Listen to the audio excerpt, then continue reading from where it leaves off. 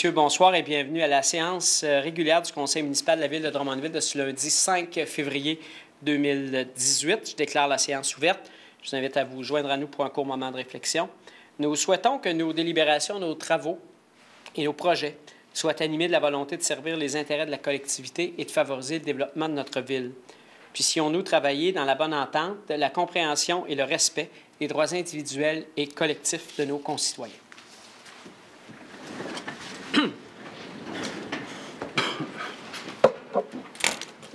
Alors, vous avez reçu copie de l'ordre du jour. Est-ce que j'ai une proposition pour son adoption? Je le propose. Mme Marquis. Je l'appuie. Établi par M. Pelletier.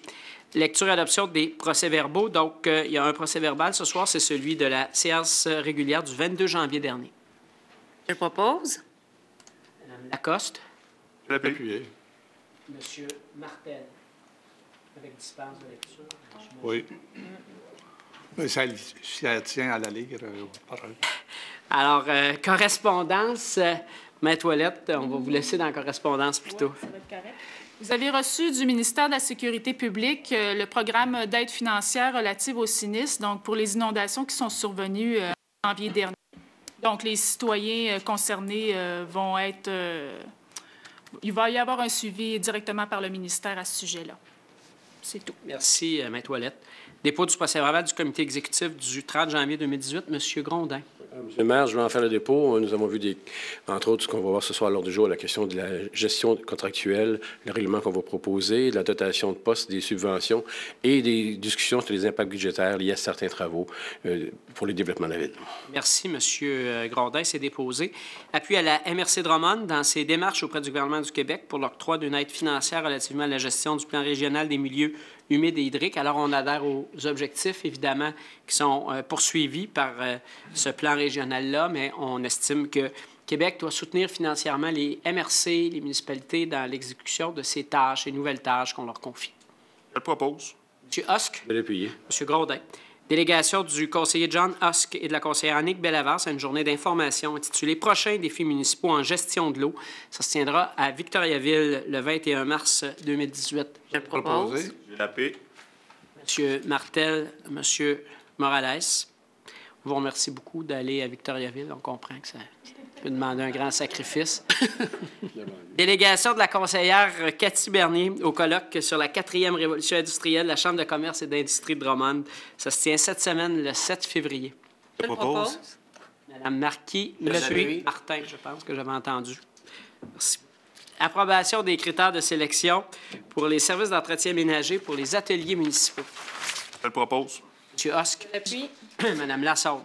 Approbation des critères de sélection, services professionnels d'ingénierie pour la rédaction de plans et devis, ainsi que pour la surveillance de travaux de réfection d'infrastructures. C'est dans le cadre du projet de revitalisation du quartier Saint-Joseph. Je vais le proposer. M. Martel. Je l'appuie. Mme Bernier. Travaux de remplacement des équipements de réfrigération, le remplacement de la dalle de béton de la glace numéro 1 de l'Olympia. Yvan Cournoyer. Il y a une subvention de 800 000 du gouvernement du Québec qui est partie de ce projet-là. Mme Marquis. Donc, pour le soumissionnaire retenu. Je vais proposer. Je viens de reculer au mois d'octobre, hein, c'est ça? J'étais pas prête. Je vais l'appuyer. J'ai pas de problème, mais j'étais pas prête. Donc, M. Husk va nous proposer le groupe de Dromco. Excusez-moi. Pas de problème. Le groupe Dromco au montant de 3 027 153 taxes incluses, le tout conditionnel à l'approbation du règlement d'emprunt. Je l'appuie. M. Husk, Mme Bellavance. Ingénierie, travaux de modification du poste de pompage Cormier. On a eu trois soumissionnaires. Je propose plus bas conforme qui est les services XP Inc. au montant de 159 240 Je vais le seconder en ajoutant que ça va aider à mieux gérer les surverses. Merci. Donc, M. Husk, M. Grondin. Fourniture et livraison d'asphalte froid en vrac. Et dans ce cas-ci, je propose Tech Mix, division de Beauval Inc. au montant annuel moyen de 26 392 pour les années 2018, 2019 et 2020. L'appui. M. Husk, Mme Bellavance, service de concassage de béton et d'asphalte. Et dans ce cas-ci, je propose pavage 132 au montant de 63 236 $. C'est un service, par ailleurs, qui va permettre de dévier. C'est pas nouveau, mais c'est un service que la Ville demande qui permet de réduire environ de 8 000 tonnes par année d'élimination de matières résiduelles. L'appui. Parce que Mme Bellavance, travaux de réfection de la pompe d'eau traitée P34 et de la pompe d'eau brute P5 de l'usine de traitement des eaux. Je propose pompe et moteur Réal Jean Inc. au montant de 80 527 $, taxes incluses. L'appui. Osque, Mme Bellavance. Dépôt de la liste d'embauche des employés étudiants et surnuméraires. J'en fais le dépôt, ma toilette. Résolution autorisée à la reconduction de la lettre d'entente numéro 5 commis au programme. C'est dans le cadre des programmes de soutien aux rénovations de façades et autres là, du service d'urbanisme. L'appui. M. Martel. Greffe et affaires juridiques, mandat à la firme Englobe concernant le développement du domaine du centre. C'est le secteur Saint-Nicéphore pour le laboratoire. C'est aux frais du promoteur. Ça remplace une résolution de février 2012, le 6 février. Donc, on est presque 6 ans jour pour jour. Je propose. L'appui. Lassonde, M. Pelletier. Signature d'un acte de résiliation de servitude à intervenir avec la succession Mariette Hébert relativement à une partie du lot 3532973. Je propose. M. Grondin. L'appui. Mme Lassonde. Signature d'un acte de servitude à intervenir avec le Vigneron, les entreprises Lachasse relativement à une partie des lots 5 050 636 et 5 129 990. Je propose, c'est pour les servitudes pour les services de Hydro-Québec et Bell. M. Osque. L'appui. M. Martel. Aide financière dans le cadre du programme relatif à la formation des pompiers à temps partiel au ministère de la Sécurité publique. C'est un programme annuel. Je le propose. Charret. M. Martel. Signature d'entente de subvention à intervenir avec 3 maisons de jeunes à Drummondville pour les années 2018 à 2020. Donc, c'est une subvention de 51 000 $ chacune sur les 3 ans, donc pour l'année 2018 et par la suite, donc 2016, 2017, 2018, donc pour le suivi de ces ententes-là. Mais cette fois-là, c'est pour 2018 à 2020. Je le propose. Je l'appuie. Mme Lacoste, M. Charret. Signature d'entente de subvention au fonctionnement, intervenir avec les clubs de l'âge d'or pour les années 2018 à 2020. C'est une subvention annuelle de 1 000 $ chacun. Je le propose. L'appui. Mme Lacoste, M. Morales. Signature d'un contrat de location, intervenir avec la Corporation de la Maison des Arts des Jardins de Drummondville pour l'année 2018. Je le propose. Marquis, M. Martel.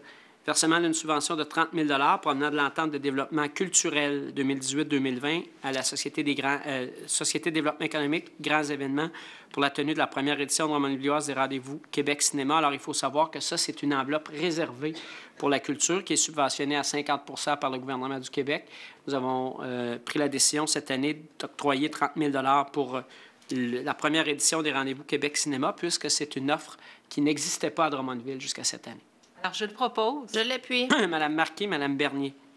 Signature d'une entente de subvention au fonctionnement à intervenir avec la Corporation de la Maison des Arts des Jardins de Drummondville pour l'année 2018.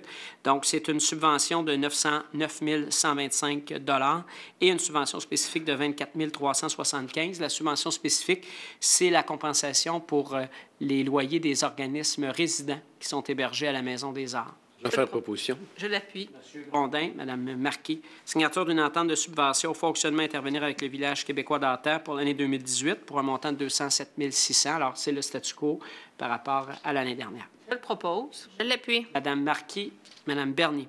Résolution autorisant le renouvellement de l'entente à intervenir avec le Conseil de gouvernance de l'eau des bassins versants de la rivière Saint-François relative à la convergence des données de qualité de l'eau pour 2018 à 2023. Je le propose, ça permet de... La Ville contribue ainsi à la centralisation des données de qualité de l'eau dans le bassin versant. M. Osque. L'appui. Mme Bellavance. Résolution autorisant une demande pour effectuer des travaux dans l'emprise du ministère des Transports, de la mobilité durable et de l'électrification des transports pour l'année 2018. Je le propose, c'est annuel. M. Osque. L'appui. M. Pelletier.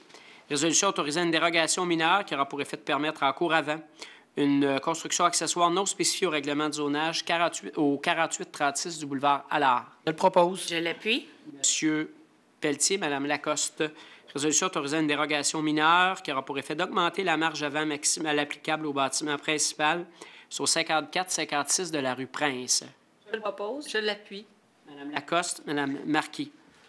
Résolution autorisant une dérogation mineure qui aura pour effet de permettre la présence d'une porte d'accès à un logement au sous-sol donnant vers une voie de circulation au 265 de la rue Évelyne. Je le propose. Je l'appuie. Mme Lacoste, M. Pelletier. Demande de permis dans le cadre des plans d'implantation et d'intégration architecturale. C'est donc les recommandations favorables acceptées du Conseil consultatif d'urbanisme qui s'est tenu le 24 janvier 2018. Alors, rénovation extérieure du bâtiment, 493 à 495 Cockburn. Enseigne rattachée au bâtiment au 700 du boulevard Lemire au 3625 Georges Couture. Enseigne rattachée au bâtiment principal et secondaire, modification de l'enseigne détachée du bâtiment au 150 boulevard Saint-Joseph. Nouveau bâtiment au 2615, 2621 rue de l'Étoffe. Je le propose. Madame Lassonde, Monsieur Pelletier. Avis de motion du règlement RV 18-49-35 décrétant des travaux d'infrastructure sur la rue Lindsay, phase 2, nécessitant un emprunt de 12 700 000 à cette fin. Présentation du projet de règlement. Donc, le règlement a pour objet de faire l'emprunt d'une somme n'excédant pas 12 700 000 et de décréter notamment des travaux d'infrastructure, de voirie, d'aménagement paysager, d'enfouissement des réseaux câblés, d'éclairage et d'installation de feux de circulation relativement à la phase 2 de la rue Lindsay. L'avis de motion est donné par Mme Lassonde. Alors, il y a des montants là-dedans qui sont subventionnés, mais au moment où... Avis de motion du règlement RV 18-49-36 visant la seigneurie André Lemaire. Maître Ouellette. Le règlement a pour objet d'autoriser la poursuite du développement domiciliaire à l'ouest des rues du Ménestrel et du Chevalier faisant partie de la seigneurie André Lemaire. L'avis de motion est donné par M. Morales. Avis de motion du règlement RV 18-49-37 relatif à des travaux de secteur. Alors, ce soir, on a plusieurs travaux de secteur qui concernent pavage, bordure et éclairage sur différentes rues. Alors, on va vous faire grâce de répéter toujours Maître Ouellette, pavage, bordure, éclairage. Peut-être mentionner la rue et le montant. Donc, d'abord, le 49-37. Donc, on parle ici de travaux de secteur pour la rue du Chardonnay. Pour 100 000 Monsieur Hosque. 49-38. Donc, on parle secteur de la rue du Chevalier pour 125 000 Monsieur Morales. Maintenant, le RV 18, 49-39. La rue de Langeais est pour un montant de 80 000 Madame Lacoste. RV 18, 49-40. On parle du secteur de la rue Luneau pour un montant de 162 000 Avis de motion du règlement RV 18, 49-41. Donc, on parle du secteur de la rue Lionel Giroux pour un montant de 459 000 pour cette partie de la rue qui est entre Bergman-Michaud et Luneau. RV 18, 49-42. Donc, on parle des secteurs des rues Offenbach, Saint-Damas et Verdi pour un montant de 749 000 Donne avis de motion. Avance. RV 18, 49-43. Les rues Boisclair, Brousseau, de la Toundra, des Appalaches et Laurentien et nécessitant un emprunt de 954 000 Je donne l'avis de motion. Monsieur Martin. RV 18, 49-44. Les rues Carmel et Chantal pour un montant de 188 000 Je donne l'avis de motion. Bernier. RV 18, 49-45. Le secteur de la rue Christiane pour un montant de 24 000 Je donne l'avis de motion. Monsieur Martin donne l'avis de motion. Avis de motion du règlement RV 18, 49. Donc, on a terminé les travaux de secteur. Avis de motion du règlement RV 18, 49-44, décrétant des travaux relatifs à la réfection des infrastructures du secteur de la rue Cormier et nécessitant un emprunt de 8 370 000 à cette fin. Affectation de la somme de 80 000 provenant des soldes disponibles et présentation du projet de règlement. Donc, on parle d'un emprunt dans le but de procéder à la réfection des infrastructures sur les rues Toupin, Leclerc-Cormier, incluant une partie des rues La Ferté et Saint-Henri, afin d'effectuer notamment la réfection complète des conduites d'aqueduc et d'égouts et la structure de chaussée, dont le coût est estimé à 8 450 000 Donc, qui seront remboursés par la taxe sur l'essence. Oui, j'ai donné l'avis de motion, pardon. M. Grondin donne l'avis de motion. J'espérais déjà les travaux, j'étais rendu là. Avis de motion du règlement RV 18 49 49 visant le 155 de la rue Saint-Marcel. Donc, on parle d'un règlement qui a pour objet d'autoriser la transformation d'un presbytère en habitation unifamiliale dotée d'un usage accessoire de gîte du passant dans la zone P704. Je vais donner l'avis de motion. L'avis de motion est donné par M. Martel. L'avis de motion du règlement RV 1849-50 visant le 2 de la rue Carmel. Qui a pour objet d'autoriser les maisons intergénération à l'intérieur de la zone d'habitation H209. L'avis de motion est donné par Mme Bernier. Avis de motion du règlement RV 1849-51 visant le 2985 du chemin Émigne. Qui a pour objet également les maisons intergénération à l'intérieur de la zone rurale R9222. Mme Lassonde. Avis de motion du règlement RV 1849-54 établissant la politique sur la gestion contractuelle et présentation du projet de règlement. Donc, ce règlement a pour but de remplacer la présente politique de gestion contractuelle. À ce titre, plusieurs dispositions de la politique y sont reprises. S'y ajoutent par ailleurs de nouveaux seuils pour l'adjudication de contrats de gré à gré ou sur invitation et des mesures favorisant la rotation des fournisseurs y est également prévu. Je vais donner l'avis de L'avis de motion. motion est donné par Mme Marquis. Donc, c'est en fonction du projet de loi 122 qui a été adopté au mois de juin dernier. Donc, les villes doivent adopter de nouvelles politiques. C'est ce que la Ville entreprend ce soir par cet avis de motion. Adoption de projet de règlement, donc certains règlements d'urbanisme là, qui ont été présentés un peu plus tôt. D'abord, RV 1849-36 concernant la seigneurie André Lemaire. Proposé. Monsieur Martel. L'appui. Monsieur Pelletier. RV 1849-49, 155 de la rue Saint-Marcel. Proposé. Je l'appuie. Monsieur Martel, Mme Lassonde, le RV 1849-50, 2 de la rue Carmel. Je le propose. Mme Bernier. Mme Lassonde. RV 1849-51 concernant le 2985 du chemin Émigne. On parlait de maison intergénérationnelle. Je le propose. Je l'appuie. Mme Lassonde, M. Martel, adoption du premier projet de résolution relatif au PPC-MOI, donc projet particulier de construction, de modification, d'occupation d'un immeuble, visant à autoriser certains usages commerciaux et certains usages autorisés sur restrictions complémentaires à la fonction industrielle du secteur à l'intérieur des locaux existants au 2550 de la route 139. Je le propose. Mme Lacoste, M. Pelletier. Adoption du premier projet de résolution relatif au PPC-MOI visant à permettre l'aménagement de 20 logements dans le cadre de terrains de rénovation intérieure et extérieure du bâtiment situé au 188 à 194 de la rue Hériotte. Mme Lassonde, M. Pelletier. Adoption du premier projet de résolution relatif au PPC-MOI visant à autoriser une habitation trifamiliale de structure isolée au 19 de la 10e avenue. Proposé. Je l'appuyais. M. Martel, M. Morales. Adoption de second projet de règlement. Adoption du second projet de règlement RV 1849-28-1, modifiant le règlement du zonage afin d'autoriser les habitations trifamiliales de structures jumelées pour le secteur situé approximativement de part et d'autre de la rue Cardin, entre les boulevards Lemire et Cusson. Je l'appuie. Lassonde, Mme Bellavance. Adoption du second projet de règlement RV 1849-29-1, modifiant le règlement de zonage afin d'autoriser l'implantation d'entreprises spécialisées dans le transport de marchandises dans la portion nord du parc industriel de la Vitrine 55. Je le propose. Je l'appuie. Lacoste, M. Pelletier. Adoption du second projet de règlement RV 1849-30, modifiant le règlement de zonage afin d'abroger les restrictions relatives à la construction de bâtiments accessoires en présence d'une habitation mobile à l'intérieur du secteur résidentiel, domaine du repos. Je le propose. Mme Lassonde. Je l'appuie. M. Pelletier. Adoption du second projet de règlement RV 1849-31, modifiant le règlement de zonage afin d'autoriser l'usage de transport par taxi à l'intérieur de la zone industrielle délimitée approximativement par les rues Sigouin, Rochelot, Power et Georges H. Boulet, selon certaines conditions. Je le propose. Je vais l'appuyer. Mme Bellavance, M. Grondin.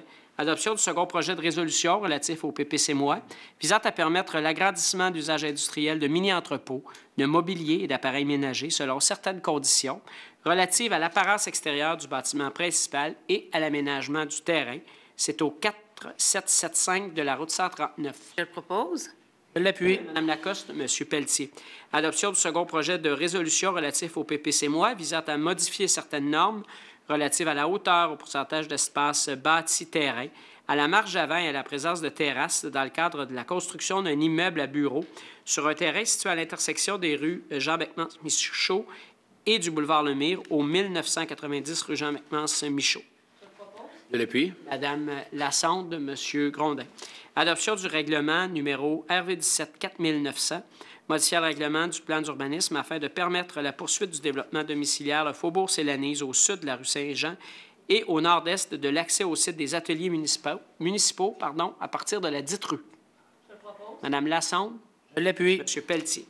Adoption du règlement RV17 4906, modifiant le règlement de zonage afin d'apporter des ajustements au plan de zonage, au gré des usages et des normes et au texte, notamment à l'égard de limites de zone, de numéros d'usage inscrits dans les grilles, des normes de lotissement, de la classification des usages, des marquises résidentielles et commerciales et de la superficie des enclos pour matières résiduelles. Madame Lassonde, Monsieur Grondin. Adoption du règlement RV17 4923, modifier le règlement du zonage afin de modifier la superficie maximale et sa proportion par rapport à la superficie de plancher du bâtiment principal d'un local occupé par un gymnase de type CrossFit à l'intérieur des entreprises situées sur la rue Michaud. Oppose. Madame Bellavance. Appuie. Madame Lassonde. Adoption du règlement RV17 4924, modifiant le règlement de zonage afin d'augmenter le nombre et la superficie déjà autorisée pour les garages privés situés sur des terrains résidentiels d'une superficie supérieure à 1500 mètres carrés. Je l'appuie. Madame Lassonde, Monsieur Pelletier. Adoption du règlement RV17 4926, modifiant le règlement de zonage afin d'autoriser l'implantation de serres commerciales dans la cour latérale d'un commerce d'horticulture à l'intérieur de la zone commerciale située sur le boulevard Saint-Joseph entre les rues Comeau et Joël. Je le propose. Je l'appuie. Madame Lacoste, Monsieur Pelletier.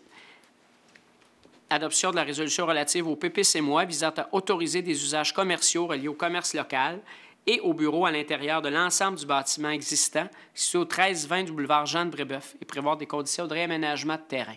Je le propose. Madame Lacoste, Madame Marquis. L'adoption de la résolution relative au PPC-MOI visant à régulariser la présence d'un service d'aménagement paysager dans le secteur du boulevard Jean-de-Brébeuf à proximité de la rue Roger, au 3675 du boulevard Jean-de-Brébeuf. Je le propose. Madame Lacoste. Je l'appuie. Monsieur Martel. Adoption du règlement numéro RV 184932 relatif au code d'éthique et de déontologie révisé des membres du conseil municipal. Madame Lacoste, Madame Marquis. Alors, quelques mots. Tel qu'à la dernière séance, nous avions manifesté l'intérêt du conseil d'ajouter dans son code d'éthique un nouveau chapitre portant sur le harcèlement et la violence au travail. Alors, c'est quelques paragraphes dont je vous fais lecture ce soir. Tout membre du conseil s'engage à maintenir un milieu de travail exempt de toute forme de harcèlement et de violence. Le harcèlement psychologique au travail consiste, selon la loi sur les normes du travail, en une conduite vexatoire se manifestant par des comportements, des paroles, des actes ou des gestes répétés qui sont hostiles ou non désirés, laquelle conduite porte atteinte à la dignité ou à l'intégrité psychologique ou physique de la personne et qui entraîne pour celle-ci un milieu de travail néfaste. Une seule conduite grave peut aussi constituer du harcèlement psychologique et si elle porte une telle atteinte et produit un effet nocif continu pour la personne. La définition de harcèlement psychologique au travail inclut le harcèlement sexuel ainsi que le harcèlement discriminatoire fondé sur l'un ou l'autre des motifs énoncés à l'article 10 de la Charte des droits et libertés de la personne. Le harcèlement sexuel peut comprendre des avances sexuelles, des allusions ou des propositions déplacées ou toute forme de plaisanterie ou comportement à connotation sexuelle de nature à porter atteinte à la dignité ou à l'intégrité physique ou psychologique de la personne. La violence est définie comme un exercice abusif de pouvoir par lequel un individu en position de force cherche à contrôler une autre personne en utilisant des moyens de différents ordres afin de le maintenir dans un état d'infériorité ou de l'obliger à adopter des comportements conformes à ses propres désirs. La violence comprend la violence physique, corporelle, matérielle ou morale. Et finalement, et je pense que c'est là qu'on retrouve l'engagement le plus important pour les membres du Conseil, les membres du Conseil s'engagent personnellement à ne faire subir aucune forme d'harcèlement et de violence au travail et à prendre tous les moyens raisonnables pour prévenir et faire cesser lorsque porté à leur connaissance ceux-ci. Alors voilà, c'est ce que nous avons adopté ce soir en complément du code d'éthique déjà existant. Adoption du règlement RV 184934 prévoyant l'annulation du caractère de rue sur les lots 3, 920, 910 et 4, 433, 281. Je propose. Monsieur Martel, Monsieur Martin. Adoption du règlement RV18 décrétant un emprunt de 8 200 000 pour effectuer des dépenses en immobilisation pour l'année 2018. Donc, c'est l'ensemble des travaux d'entretien, entre autres de la voirie, qui seront faits au cours de la prochaine année. Je le propose. Depuis M. Martel, M. Charret. Dépôt d'un certificat relatif au règlement RV18 4992, règlement décrétant des travaux à l'Olympia Yvan Cournoyer, un emprunt de 2 919 000 à cette fin. Donc, il y a eu tenue de registre et personne n'est venu signer le registre en question. Donc, le règlement est réputé approuvé.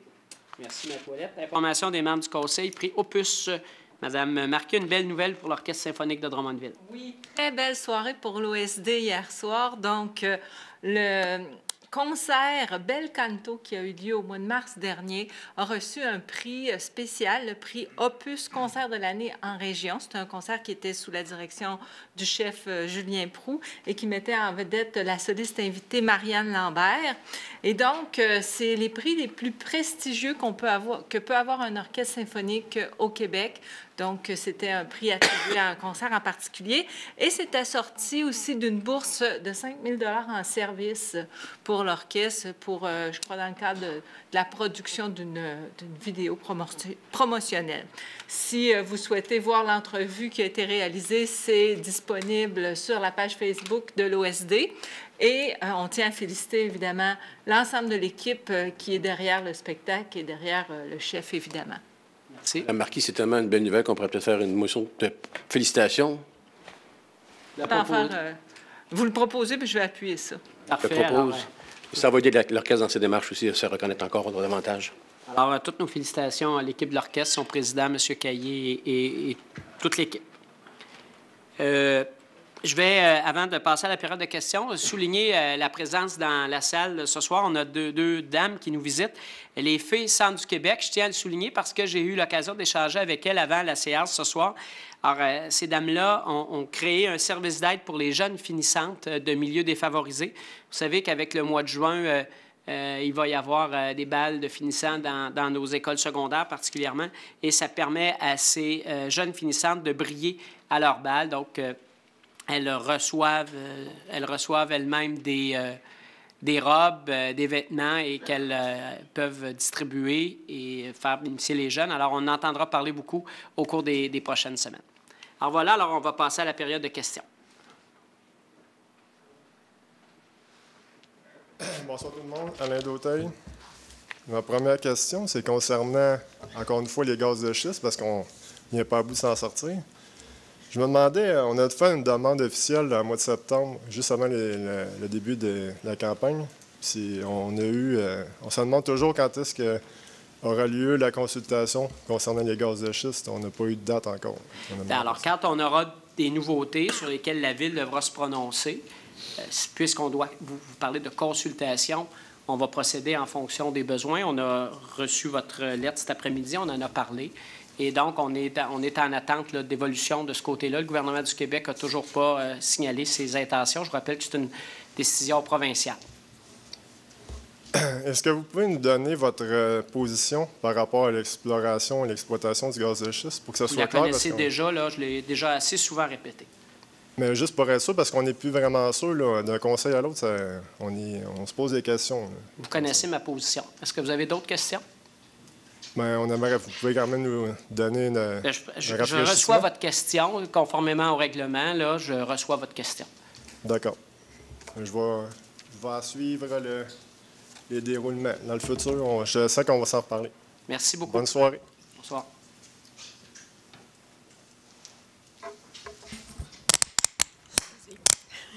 Bonsoir. Bonsoir. Je suis Lise Dionne. Bonsoir. J'ai participé à votre consultation l'été passé concernant le projet Fortissimo. Oui. Et j'aurais quelques questions à vous poser concernant ce projet-là. Mon mari et moi, nous sommes très intéressés à ce projet. Donc, on aimerait savoir quelles sont les démarches qui ont été entreprises jusqu'à date et quelles sont les démarches qui vont être faites là, assez rapidement dans ce dossier-là. Et aussi, on aimerait savoir l'échéancier que vous avez envisagé pour voir la première construction sur ce terrain. Ça va-tu prendre 1 an, 5 ans, 10 ans? Ou, Pas 10 ans, je l'espère. J'espère bien, moi aussi, parce que je vais être trop vieille, je ne pourrai plus y participer. Aussi, à l'intérieur de ce projet, est-ce qu'on peut espérer voir s'il y aurait une possibilité d'instaurer un édifice à condo qui comprendrait plusieurs étages, 7-8 étages, avec garage intérieur, ascenseur. Je sais qu'on en voit plusieurs dans d'autres villes de la grosseur de Drummondville. Donc, j'aimerais savoir s'il y a possibilité en ce sens dans ce projet. Parfait. Bien, écoutez, je me rappelle de votre participation à la consultation publique. Alors, évidemment, les travaux ont été arrêtés pour la période électorale. On a nommé, le Conseil a délégué un nouveau comité, un nouveau chantier de travail au mois de novembre là-dessus, qui a repris ses travaux. Il y a une rencontre, si je me rappelle bien, la prochaine rencontre est le 15 février, donc la semaine prochaine. Alors, l'objectif au cours de la présente année, c'est d'adopter le plan de développement global, donc vraiment une vision des lieux pour ensuite solliciter les intérêts, soit des promoteurs, soit des architectes ou des professionnels qui aimeraient développer des projets. Parallèlement à ça, même si on avait un plan demain matin, il y a toute la question de la contamination qui doit être définitivement réglée et la question des bâtiments existants et la concertation avec les organismes autour, les écoles, etc. Mais on espère que, donc, 2018, on sera en mesure d'adopter un plan de développement pour commencer des choses en 2019. Mais évidemment, il y aura peut-être quelques rues ou un aménagement global pour ensuite lancer les appels pour les projets. C'est un projet de longue haleine, mais vous allez avoir le temps d'en profiter. Et peut-être vous dire là-dessus qu'effectivement, la question d'avoir du résidentiel haute densité fait partie des propositions qui sont sur la table. Mais comme on s'est engagé à le faire, quand il y aura un plan global de développement, on organisera une nouvelle consultation publique. On veut un quartier original, on veut un quartier éco-responsable, un quartier où les gens pourront, entre autres, se déplacer à pied et avoir accès à plusieurs services de proximité. Ça fait partie de la vision qu'on veut développer. Et le comité est accompagné par l'architecte Pierre Thibault, qui est bien connu. Il accompagne le comité dans ses travaux. Ça répond à votre question? C'est espérer que ça va aller assez bien, vous avez du temps devant vous, c'est pas inquiétant. Parfait, merci. Merci, Mme Dionne.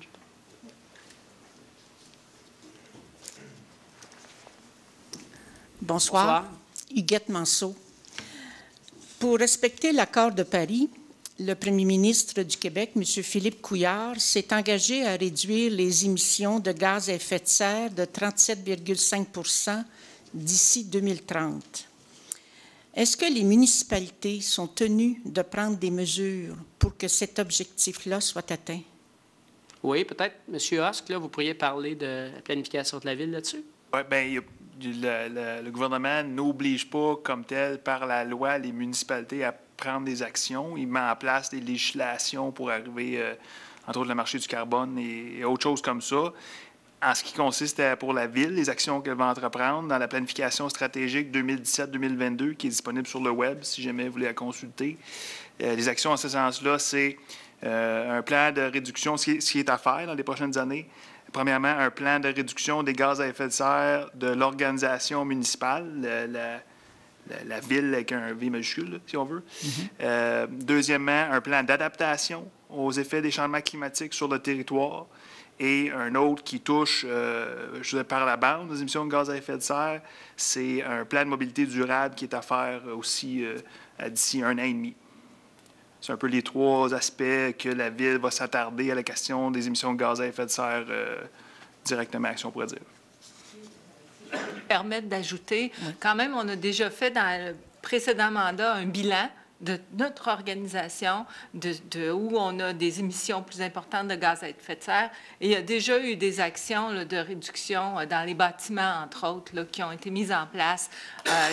À chaque budget, quand on fait le choix de nos véhicules, on essaie d'orienter vers des véhicules hybrides, des véhicules verts. Donc, toutes les actions dans le cadre de ce que la municipalité, elle, produit comme gaz à effet de serre, c'est bien documenté. Et on a déjà un bout de chemin de fait, là, en ce sens qu'on ne part pas à faire le bilan. Ça, c'est fait. On a été soutenu d'ailleurs par une subvention du gouvernement là, dans ce cadre-là. Mais vous savez, l'organisation municipale, c'est une chose, mais la plus grande émission de gaz à effet de serre, c'est le parc automobile et c'est les citoyens qui en sont les propriétaires. Mais est-ce que la Ville, vous vous êtes fixé une cible à atteindre concernant la réduction des gaz à effet de serre? Dans un premier temps, je dirais que c'est un gros morceau de s'attaquer aux réductions de gaz à effet de serre de la collectivité. Donc, la Ville a décidé comme première orientation de se faire les dents, comme on pourrait dire, sur l'organisation municipale afin de donner l'exemple dans la collectivité, donner l'exemple aux autres organisations aussi dans le milieu. Donc, on va commencer par faire ça. Il y a aussi le volet adaptation, comme je disais aussi. Mais je dirais que le plus grand effet structurant que la Ville pourra faire pour les prochaines années, à moyen et long terme, c'est le plan de mobilité durable qui va viser, qui va, selon les orientations à définir avec le Conseil, qui aura à changer un peu les habitudes, bien, à amener un changement positif dans les habitudes de déplacement pour qu'ils soient plus durables. Okay. Parce que, comme Mme Marquis disait, les 90 % des émissions de gaz à effet de serre sur le territoire, c'est le transport. J'ajouterais déjà toutes les actions qu'on a faites juste pour augmenter la desserte en transport collectif. C'est en soi une action de la Ville qui est en lien direct avec la réduction des gaz à effet de serre. Après ça, c'est aux citoyens de changer leurs habitudes. Merci, Mme Marquis. Merci. Merci, Mme Manceau. Bonjour, je suis Cathy Raymond de Saint-Bonaventure et j'amorce un projet de dépollution de la rivière aux Vaches dont le parcours débute dans un marécage sur le terrain situé en face de Rose-Romande qui, je ne sais pas s'il appartient à la Ville ou à qui. Oui, il appartient à la Ville. Okay. À la Ville, mais c'est dans Drummondville. C'est dans Drummondville. OK.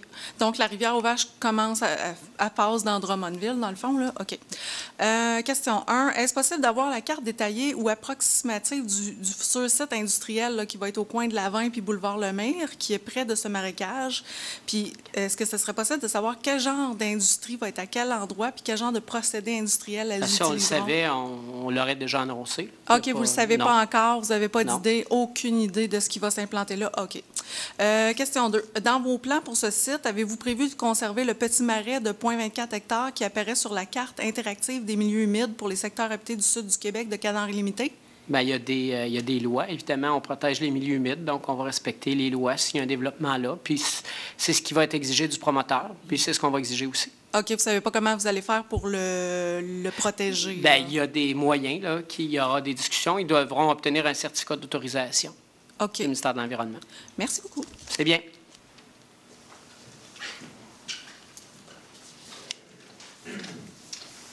Bonsoir, Monsieur le maire. Jean Falaise, de Durham-Sud. Une question complémentaire à ce que une des intervenantes précédentes a posé, c'est concernant la transition dans le transport vis-à-vis des énergies vertes.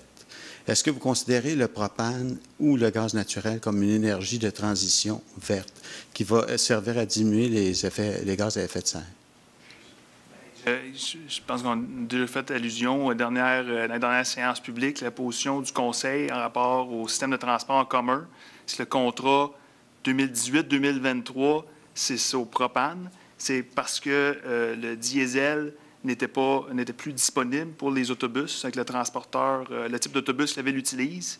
Dans ce contexte-là, le propane était vu comme la meilleure solution temporaire, mais l'objectif du Conseil pour le prochain contrat, s'il y a des autobus adéquats disponibles, c'est d'aller autant possible vers l'électrification. Donc, pour la Ville, en rapport au transport en commun, le gaz propane, c'est une transition à cette période de temps-là. Dans un monde idéal, parce qu'il va falloir voir qu'est-ce que le marché peut offrir en 2023 pour autobus électriques.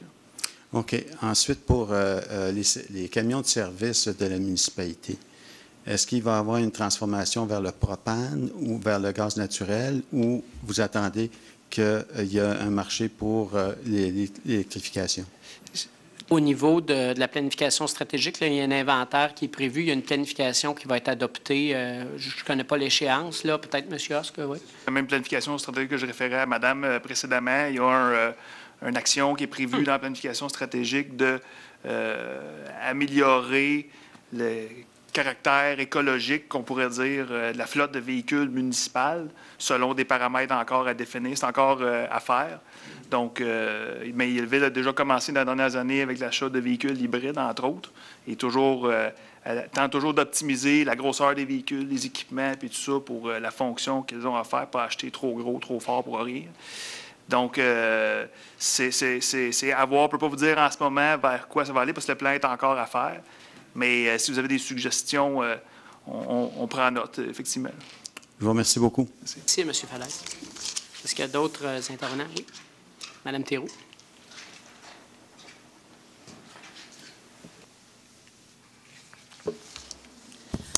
Bonsoir, Michel Théroux. Alors, la Ville de Drummondville, en mai 2017, a voté une résolution pour demander une dérogation au règlement sur le prélèvement et la protection de l'eau, communément appelé RPEP. On se souvient? Dans le but d'augmenter les distances séparatrices entre les sources d'eau potable et les puits de forage pour extraire les gaz de schiste. Ce faisant, la Ville s'est jointe à plus de 350 autres municipalités qui ont eu le courage d'adresser la même demande de dérogation au ministre responsable du développement durable, en tout cas, etc., etc. Le comité de pilotage formé des maires de 10 municipalités du Québec convoque prochainement les municipalités signataires de la fameuse résolution à une conférence appelée Conférence Drummondville 3. Il y a bien COP 21, COP 22, COP 23. Nous, c'est Conférence Drummondville 1, 2, et maintenant nous sommes rendus à 3. Dans le but de faire le point sur la démarche entreprise, et ce, en lien avec la loi sur les hydrocarbures, la loi 106 là, de décembre 2016, et les projets de règlement de septembre 2017 que vous avez commentés dans votre conférence de presse. Bon. Le comité de pilotage est soutenu dans cette entreprise par plusieurs scientifiques, dont Marc Brunmans, docteur en biophysique, Marc Durand, docteur en géologie et ingénieur, Chantal Savaria, ingénieure, hydrogéologue et spécialiste des contaminations par hydrocarbures, Céline Marié, biologiste, et Richard Langelier, juriste et sociologue. Je tenais à faire le tour de tous ces gens formidables. Alors, la conférence Drummondville 3 se tiendra samedi, le 24 mars prochain, à Drummondville, à l'Hôtel Universel. À titre de maire de Drummondville, là, je ne vous dis pas préfet, rien. À titre de maire de Drummondville, ayant adopté la fameuse résolution concernant la demande de dérogation du RPEP, participerez-vous, ainsi que vos conseillers, à cette conférence? Bien, on a été informés cet après-midi. On a eu, lors de notre séance de travail, l'invitation. On a demandé aux gens de vérifier leur agenda et de nous revenir. Alors, dans une des prochaines séances, s'il y a des gens délégués, on le fera. S'il y a des coûts, je ne sais pas, s'il y a des coûts, il faut le faire. S'il n'y a pas de coûts, donc vous allez l'entendre. C'est 75 $ par élu. Donc, s'il y a des conseillères ou des conseillers qui sont délégués, à ce moment-là, cette rencontre-là, vous aurez la résolution ici. Merci. Pour le maire, il n'y a pas de résolution nécessaire. Est-ce que je peux suggérer quelque chose? Allez-y. Vous voulez nous payer ça? Plusieurs. Ah, OK. Parce que je pense que c'est le dossier de l'heure.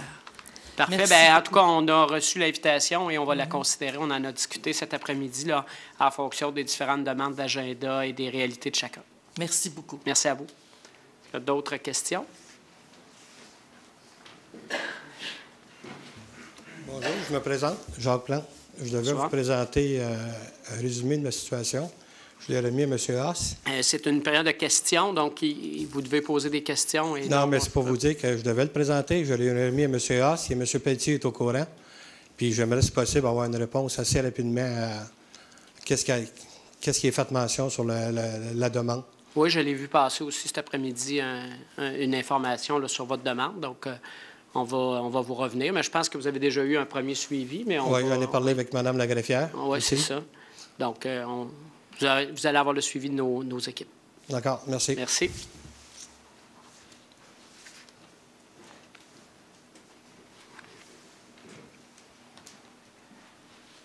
Bonsoir. Bonsoir. Berthe Tétissier. Je me ramène sur le bulletin, le dernier bulletin qu'on a reçu, où il est fait mention de l'élaboration de la politique de l'arbre. Oui. Et que pour ce faire, on doit embaucher un technicien spécialisé en foresterie urbaine.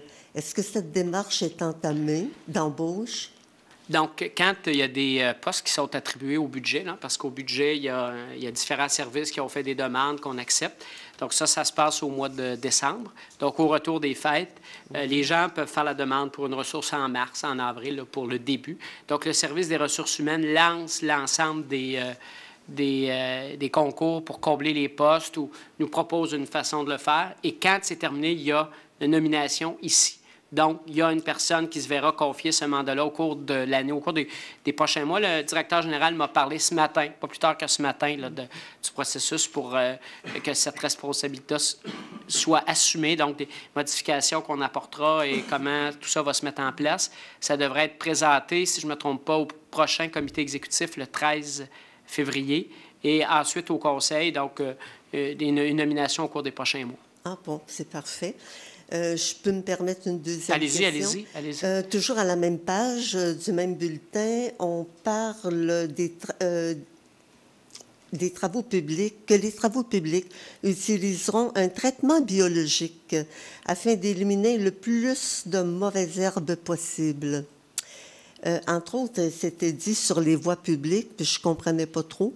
Bon, on a fait un règlement il y a peut-être 2 ans, M. Husk, sur l'utilisation des pesticides. Donc, on a banni certains produits, on a rendu notre réglementation plus sévère. La Ville elle-même utilisait des pesticides dans le passé pour enlever les mauvaises herbes, là, par exemple, qui sortent dans les trottoirs, sur le bord des rues. Et donc, la Ville respecte son propre règlement, hein, il va de soi. Suite à l'adoption de ce règlement-là, il y a une prolifération des mauvaises herbes là, qui est observée. Plusieurs citoyens qui nous ont partagé leur déception, là, fait des plaintes là-dessus. Et on a demandé, nous, au service, de trouver une solution qui respectait le cadre réglementaire de la Ville. Et donc, là, il y a un traitement biologique, donc respectueux de l'environnement, qui a été retenu au cours de la prochaine année pour corriger cette situation-là en tout respect des règlements. Est-ce qu'on pourra avoir plus d'informations sur ce traitement-là qui pourra peut-être servir à d'autres personnes? Je ne sais pas s'il y a des gens ici ou si vous avez des détails, M. La solution retenue? Oui, mais je dirais, on ne sait pas encore nous-mêmes. C'est quelque chose qui est à faire pour la prochaine saison. Mais je dirais que, absolument, là, je prends bonne note de votre demande. Je serais très intéressée à en savoir plus. Parce que je sais qu'on a prévu des mains aussi, plus de gens pour les arracher aussi. Ça, je le sais. Ça, c'est le facile. Vous devinez ma pensée, parce que je pense que c'est très difficile de venir à bout d'un pissenlit. On attendra Mais nous, c'est que les votre gens nous disaient, information. au fond, que les trottoirs devenaient verts et que les rues devenaient vertes. Donc, est-ce que dans vos projets, c'est de penser peut-être d'amener les gens à une certaine tolérance de la dite mauvaise herbe? Bon, enfin, écoutez, merci beaucoup. Aidez-nous. Merci. Alors, ça met... Oui, M. Gagné.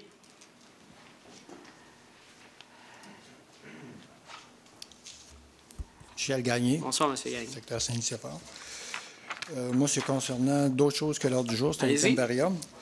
Est-ce que, on sait qu'on a le classique en fin de semaine, est-ce que vous avez prévu un stationnement pour les gens, les visiteurs qui vont venir, à part que le centre Marcel Dionne, bien entendu? Je pense que peut-être M. Évert-Tardy ou M. Adam, vous pourriez répondre à ça. Bien, en fait, ça va être l'ensemble des stationnements publics sur rue et hors rue du centre-ville. Un peu comme exemple, quand il y a le Festival de la Poutine, ça va être à peu près le même nombre de visiteurs, puis les gens se stationnent un peu partout au centre-ville. Et contrairement au Festival de la Poutine, le stationnement de Marcel Dionne est disponible. En plus, oui. Oui, puis c'est à l'automne, donc il y a moins de neige. Non, mais je pensais surtout au site de Fortissimo, qui pourrait peut-être servir de stationnement s'il était dégagé. Là, il doit être disponible selon, à moins que la planification ait changé. Là, le stationnement Fortissimo va être dans les stationnements qui vont être rendus disponibles pour la classique. Est-ce qu'il va y avoir des navettes?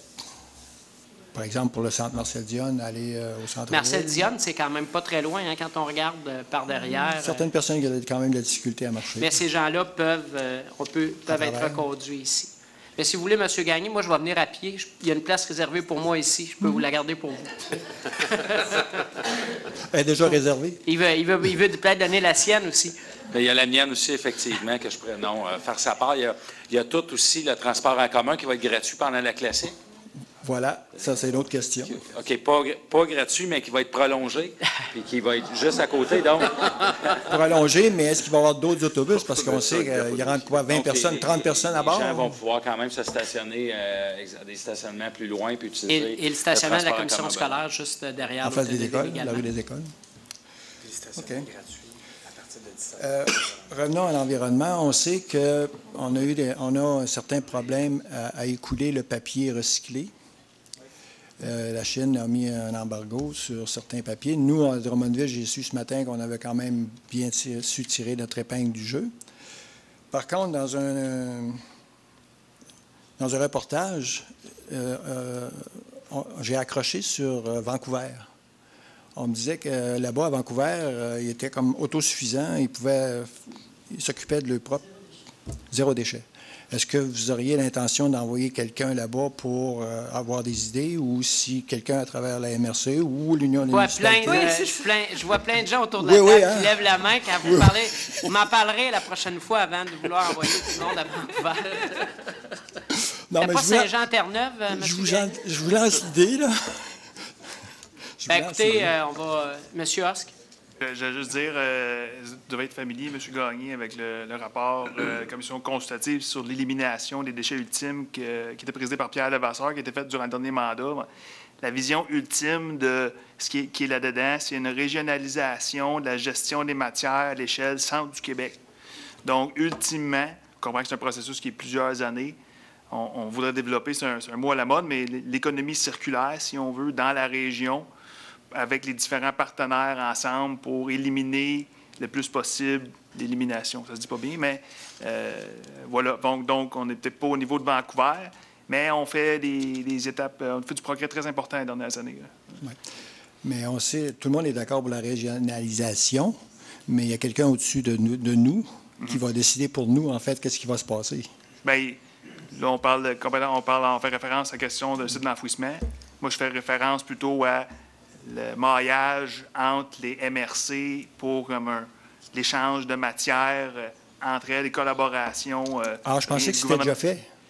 Non, cette affaire, non, c'est pas encore. Ah bon? Parce que c'est une étape assez importante, voir localement qu'est-ce qu'on peut faire, puis après ça, régionalement, qu'est-ce qu'on peut faire, puis provincialement, qu'est-ce qui peut être fait. Oui. Mais je dirais qu'on a l'intention d'assumer un leadership fort à ce sujet-là. On n'attendra pas nécessairement après le gouvernement du Québec. On va aller de l'avant avec la suite des mises en œuvre des recommandations de la commission consultative. Merci. Mon dernier point concerne le programme, pas le programme, mais le site Internet où on peut demander des réparations de savoir, je pense, savoir plus. Voilà. Il y a 13 items là-dessus. Au moment où on veut déroger de ces 13 items-là, il faut appeler au service des requêtes. Je peux vous donner la dernière que j'ai faite, la dernière demande que j'ai faite, c'est concernant, M. Martel est sur mon courant, le skatepark où les lumières sont allumées depuis le mois de novembre jusqu'à 11 h le soir, à tous les soirs. Puis je ne suis pas sûr qu'il y ait bien des jeunes à cette heure-ci qui font du skate. Ils font peut-être du snow. Même pas. Mais si au moins il faisait un peu de snow, mais même pas. Les lumières sont allumées à partir à la brunante jusqu'à 11 h le soir. On me dit que c'est un timer. je sais pas, il y aurait peut-être moyen de fermer le timer. Et puis, à mon comble de surprise, c'est que je m'aperçois que le deck hockey aussi est allumé. Le deck hockey, ça, c'est... Juste à côté. Ah non, vous voulez dire la patinoire extérieure au deck hockey, il est allumé. On va valider. Puis pour ce qui est du commentaire sur Voilà, le directeur des communications Parce en que a pris note. même on prend une photo, mais tu veux rentrer ça à quoi? Tu sais, c'est des lumières brûlées, aqueducs brisés ou trous dans l'asphalte. Donnez pas mon truc à personne. Moi, je prends la photo, je mets ça dans n'importe quelle catégorie, puis ça en occupe. C'était tentant. Mais je vous ai pas dit ça. Non. C'est bon. Mais je continue à appeler. Là, je me fais faire des gros yeux par le directeur général. Là. Je continue à appeler pareil, mais peut-être que ce serait bon d'avoir un retour aussi là-dessus. Parce que ça fait déjà 15 jours que j'ai appelé pour ça, puis il n'y a rien qui se passe. Est-ce qu'on a pris au sérieux ma demande? Ou... On va valider ça, à moins que ce soit une question de sécurité, d'éclairage dans le coin, mais est-ce qu'on a besoin de 12 lumières pour une sécurité? Le patinoire extérieur là, qui est là. La patinoire, c'est le deck hockey, puis il n'y a pas personne, il n'y a même pas dégagé. J'ai été voir avant de venir ici. Là. Il n'y a rien, il n'y a pas de trace pour aller là. Il y a une patinoire vis-à-vis des 2 terrains de basketball, il y a dégagé là, mais c'est tout. On fera une vérification. Alors, ce serait quelque chose qui peut-être à penser là, sur Voilà, puis Varia. Parfait, on va le valider, mais en fait, je sais pourquoi il me faisait des gros yeux. C'est pas parce que je fais ce que j'ai dit que je faisais, c'est que j'y envoie à lui, puis il s'en occupe. C'est ça qu'il voulait dire. Merci. Merci beaucoup. Oui, allez-y.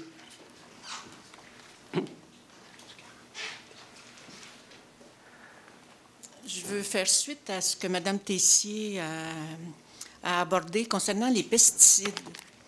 Il y a 3 ou 4 ans, j'ai été victime d'une entreprise de Drummondville qui épand des pesticides sans mon accord. Heureusement que j'étais chez moi, sinon, à mon retour, toute, je ne dirais pas ma pelouse, parce qu'il n'y a pas de pelouse, toute l'herbe dans ma cour aurait été arrosée. Est-ce que la Ville sait quels sont les produits qu'utilisent les entreprises qui épandent des pesticides sur les terrains privés?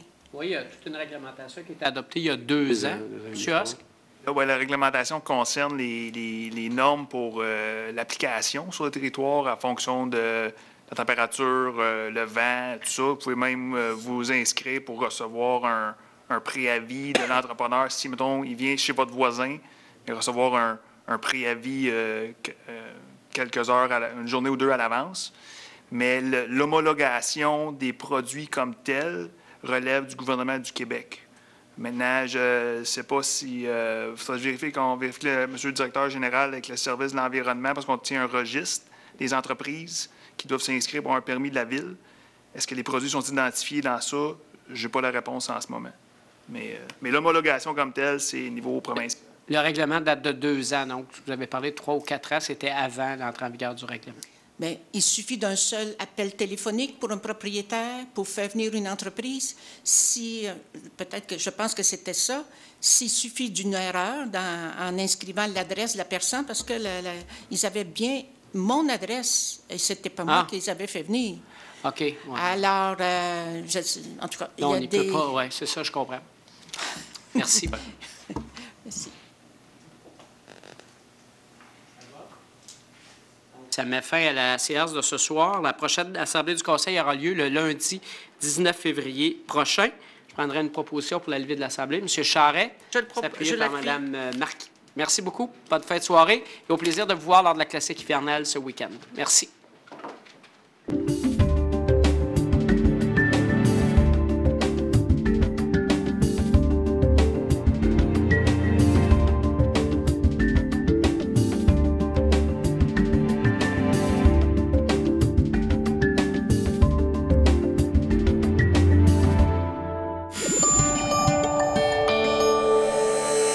TV, fier de faire rayonner notre communauté.